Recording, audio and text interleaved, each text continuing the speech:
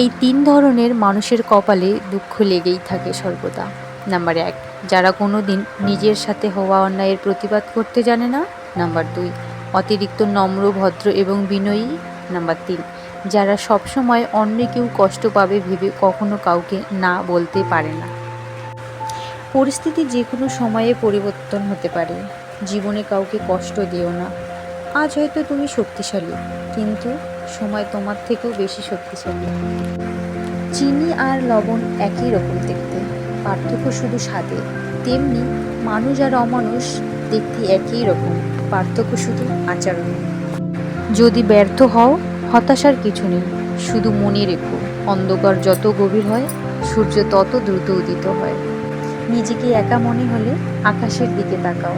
আমরা একা নই, পৃথিবীটা আমাদের বন্ধু।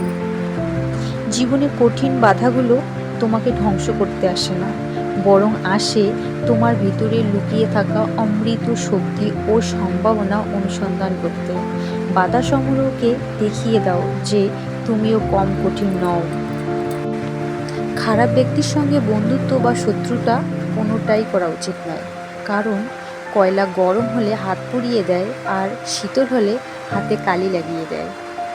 উচ্চ শিক্ষিত মানুষ হওয়ার চেয়ে উচ্চ মানসিকতার মানুষ হওয়াটা বেশি জরুরি। সাপ তার বিষ নিজের দাঁতে রাখে, কুকুর তার বিষ জিভে রাখে, কাকড়া বিছা তার বিষ লেজে রাখে। মানুষ একমাত্র প্রাণী যে কিনা তার বিষ অন্তরে রাখে। অন্ধ লোক যদি হঠাৎ চোখে দেখতে পায়, তখন সে সর্বপ্রথম হাতের লাঠিটাকেই ফেলে দেয়, অথচ এই লাঠিটাই তার দুঃসময়ের সঙ্গী ছিল। আসলে প্রয়োজন ছাড়া কেউ কাউকে মনে রাখে।